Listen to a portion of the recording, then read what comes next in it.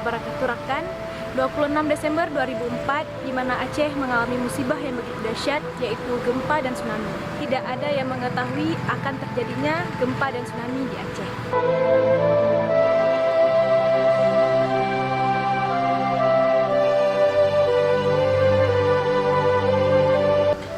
Nah, untuk mengingat kejadian tersebut, saat ini saya sedang berada di kuburan massal, tepatnya di Uhelu, Banda Aceh. 26 Desember 2004, tidak sedikit korban jiwa yang meninggal.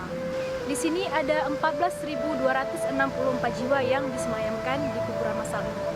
Tapi sebelumnya saya mau menyampaikan, sebelum gempa 26 Desember 2004, di sininya adalah bangunan Rumah Sakit Meraksa. Sampai saat ini bekas bangunan tersebut masih ada. Ini beberapa bangunan yang masih tersisa.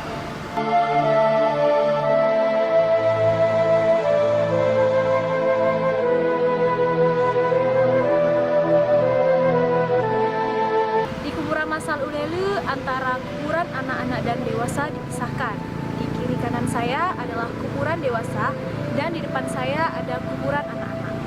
Perlu saya informasikan, selain kuburan massal di Uhelu, tepatnya tempat saya berdiri sekarang, ada 2 titik kuburan massal lainnya, yaitu di Lambaru Aceh Besar dan Lampu Aceh Besar.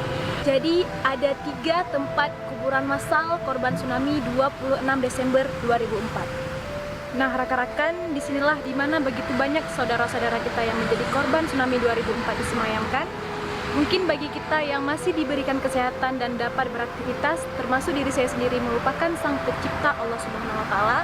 Jadi mari sama-sama kita mengingat dan mendekatkan diri kepadanya. Semoga Allah senantiasa melindungi kita semua.